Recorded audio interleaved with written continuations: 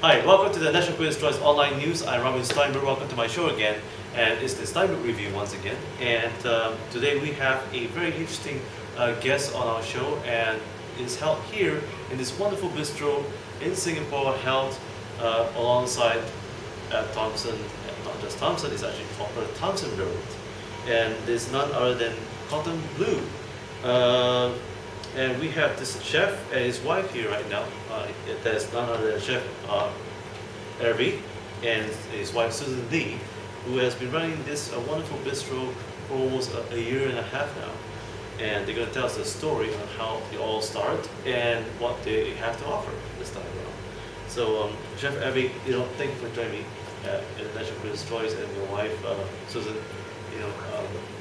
Tell us your love story about how Cotton Bleu came about. I mean, really, it's my first time. I just got to know it through a friend or a friend, and I think your restaurant, or I want to say restaurant, bistro, seems to work on a basis of referrals. I mean, this is a very interesting way of getting to know how a wonderful bistro like this is, it's been, advertised. No, we are a bit off the beaten track, I must say. But no, we don't. It's not only on referrals. I mean, how did we start? How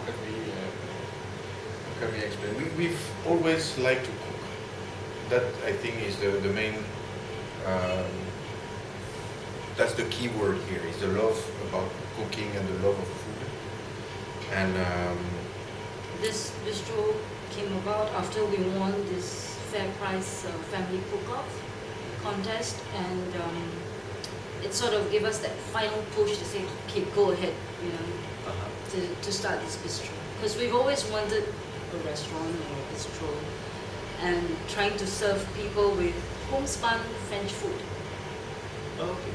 Now, one of the interesting questions that one of my readers asks is that, now how did you manage to meet your husband? That must be one of those secret formulas of creating this wonderful bistro called Cotton Bleu. How did that happen? Both of us were working in the Philippines for different companies, and we met through a common friend who was Singaporean. Oh, interesting. And so there. And then we realized that we both love to cook. And ever since we've been together, we were always having dinner guests almost every weekend. Wow. And so we cooked, and we sort of come to then we started having our own collection of recipes. And so we said, hey, let's do something about it. I think it's important to say also that none of us has a formal training in F&B. We are not trained chefs. We just cook a lot, and we love what we do. Okay. So Now, Susan, what do you specialize in? I mean, are you? I'm more the dessert person. Oh, okay. Yeah. and I'm more in the savory side. So usually, as a joke, I say that she's sugar and I'm bacon. Now, speaking about sugar and bacon, this coming new season, you came up with a new menu right now. And Susan, could you recommend probably 3 kinds of dessert that you would come off from your head? For our new fall and winter menu, we came out with. Actually, whenever we come up with something, we always discuss with each other. Whether it's his bacon or my Sugar. Yeah. So we've decided this time to go with oranges. So we have our crêpe Suzette. So the French crêpe, everything is homemade. We use very nice fresh oranges as an addition to it.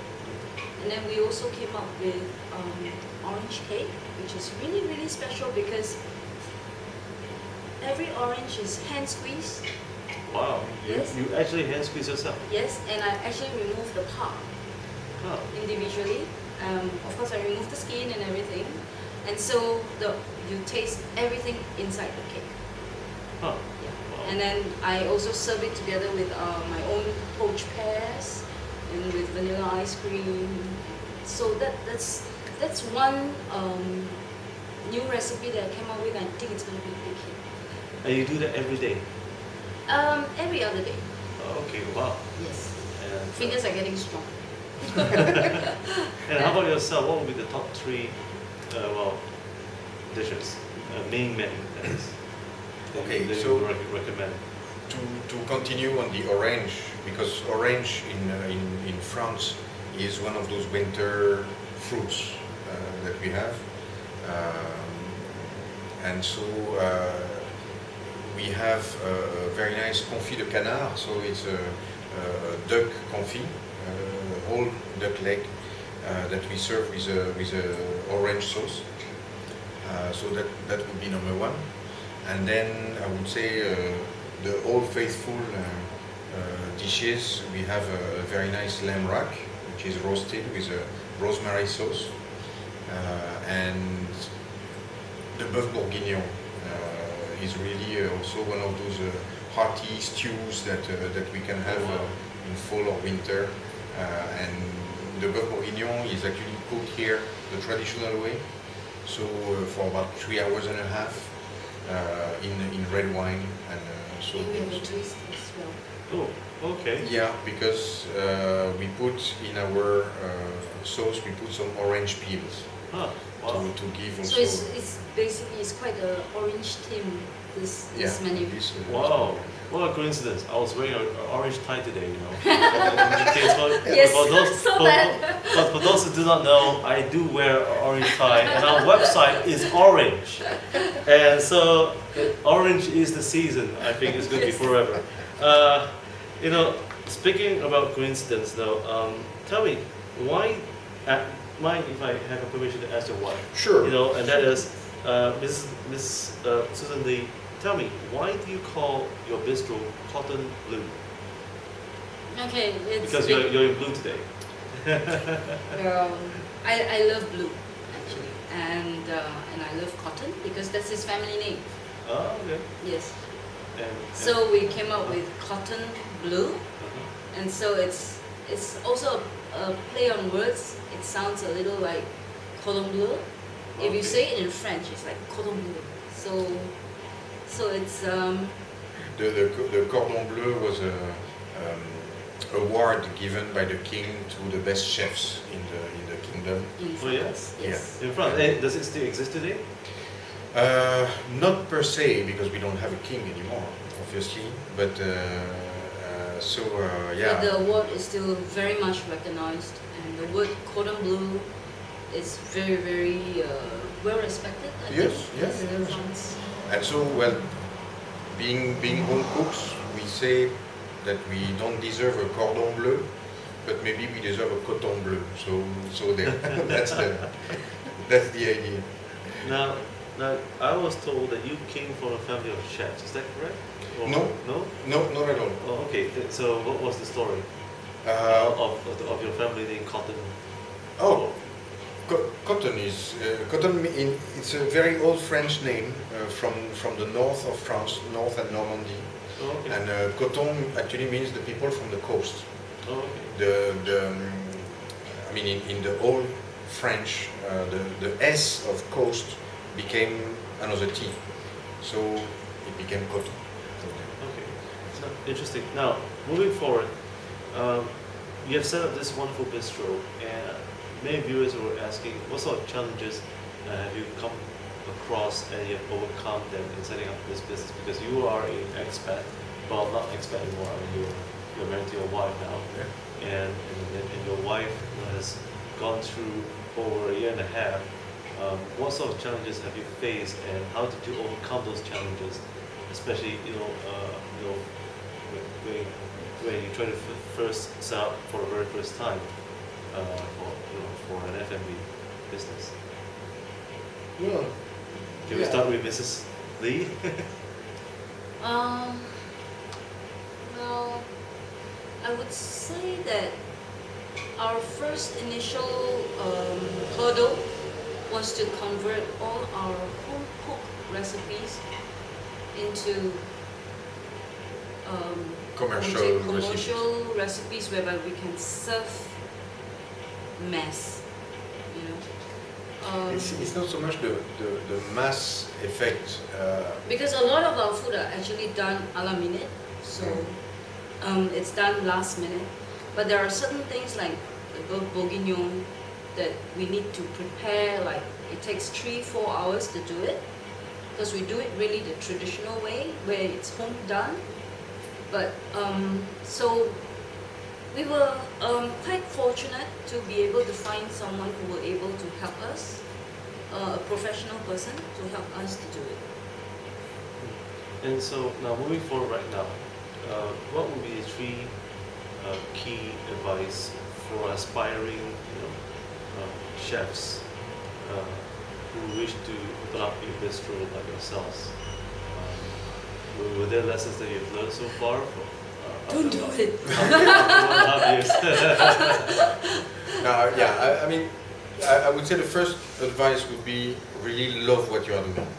Because if the passion is not there, there's so many little details, little issues that you will have to overcome.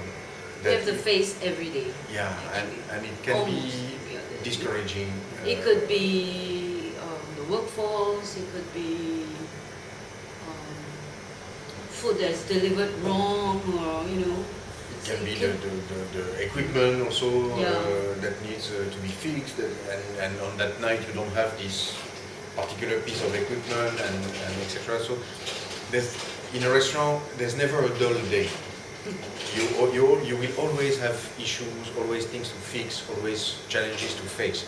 And if you don't have the passion, you might get discouraged. But very easily. So but we're hanging in there. We're still for us, pretty much still in the game. I hope. That would be the first advice. The second advice would be to really prepare your business, really, because it's a business. At the end of the day, it's still a business. You need to make it viable. It's not as if you are inviting guests to your house every night. Still need to be viable because you have a crew, you have people who depend on you, you have bills to pay, and all these deserve a very detailed study at the beginning, cost study and etc. So we learn through our mistakes. The hard way. So that would be the second advice, and the third advice: have fun. Yeah, you still have to enjoy doing it. Because it's still fun. Every day I go through the tables and ask people if they enjoy their dinner, and there's always someone with a fun comment, with a thing like that. And I think it's also a great source of joy. So. I think at the end of the evening, when you hear good feedbacks about your food or the service, you feel good. It's really the best reward. So have fun doing what you do. So, Chef Evie and Susan D, what's the biggest challenge you faced every day so far? Or what would be the one biggest challenge you've seen so far? Was it the money, or was it the people, or was it the creating of a new menu? Creating new menu is actually not that difficult for us. That's not the biggest challenge. I would say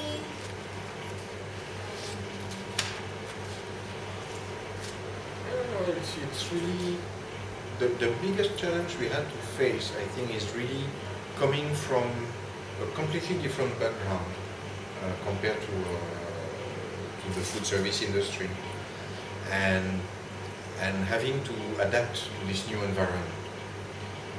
It's not running a bistro is not a 9-to-5 job, and it's a new environment. It's a new thing.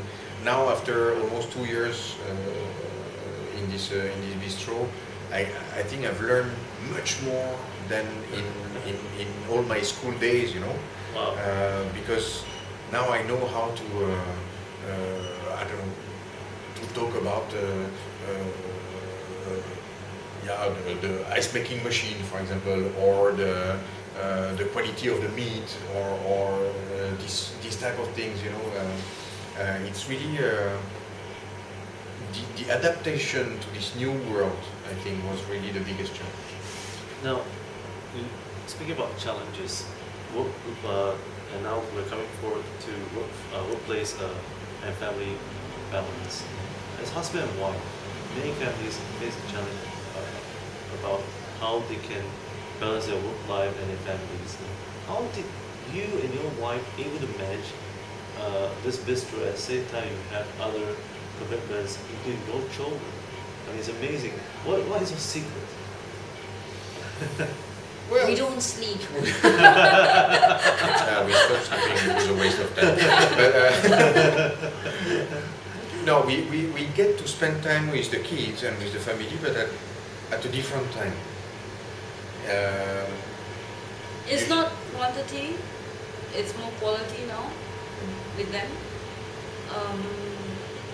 In the afternoons, because this restaurant works on split shifts, so we do get some, because during the mornings they're in school, and when they come back in the afternoon, that few hours is really very precious when we go through their work, we talk to them. I think it's very important because in our family, it's communication. We always, sit down and talk to them like, oh, how was your day, and what did you do today, and what are you going to do tonight, something like that. And weekends, we have to, we can't be here 24/7 whenever it's open. So we try to give the kids some time for weekends. So lunch, we always make sure we have lunches with them during weekends. It could be here in the restaurant, could be at home or somewhere else, but sitting down together, eating together. Wow. Now, speaking of which, right now that you fulfilled the question of work-life balance, what's the philosophy of Cotton Bleu in terms of serving good food and work-life balance? What is our philosophy? We have a motto. This bistro has a motto from the start, and it was French food for everyone. In a lot of restaurants abroad, and I mean, having said that, we've lived in different countries, also in the US, in Japan, in Philippines, and so now Singapore. In a lot of countries, French food is seen as something a bit expensive, a bit, snooty, a bit high-end, and something, I would say, a bit difficult to approach. Here, with this motto, French food for everyone, the idea is for us to make it, well, not only affordable, but also something that people can really relate to and can understand, without adapting the dishes. The dishes are authentic French food, but the fact that we have here home-cooked food or home-style food is something that people can really relate to. They can be Chinese, they can be Indian, they can be from any possible horizon, and they will discover that French food is not that complicating after all. Wow. Now, speaking about very simple and comfort food for your bistro, what's your future like going to be for next year? Also, any plans you have for your customers and your fans out there? Well, we're looking for investors to try and see if we can open a second outlet, at least the second one first, because we do believe that we have a good concept, product. Yeah. A good concept, a good product, and we really feel that we are filling a need in the market. And so yeah, hopefully The second one there will should be be a in second the near Cordon Bleu. horizon. Now, is Singapore prepared for good customer service? And how important is good customer service for Cordon Bleu? It's We take that very seriously. Yeah. Yes. Is Singapore prepared for it? I mean, do you guys actually train your staff? Yes. Yeah, yeah, Yes. yeah. Amazing. Because I noticed that your staff seem to know something about the menu. Oh, they have to, and we actually even let them try our food, Oh. so they know what they It's not that like. we let them, I Well- force them to try. Well, every time we come out with a new dish, now it's like we treat everyone like a family here. Oh, So it's like when we come up with a new dish, and then we let everyone try it, and then we get their feedbacks, and then we try to adjust a bit here and there. We say, oh, it's a bit like this, and then we say, okay, let's do something else. So they're like, so we all work together here. Hopefully, we want to grow together. What's your secret of your success after 2 years? Just one. Is there any one secret? Love. Love. Love what we do, love between us, of course. And yeah, I think that's the word. Well, thank you for sharing with us, Chef Avi and Susan Lee, for here at the National Critics' Choice. Thank you. It's been a real honor. And thank you for joining me here at the National Critics' Choice, the Steinberg review. Robin Steinberg. Have a good week ahead, and do visit, Cordon Bleu on Thompson Road, Upper Thompson Road, that is, here in Singapore. And they also have a Facebook as well as a website. And do check out their lovely pictures and so on, and make a reservation if you do have time. And once again, I'm Robin Steinberg. Thank you for joining me.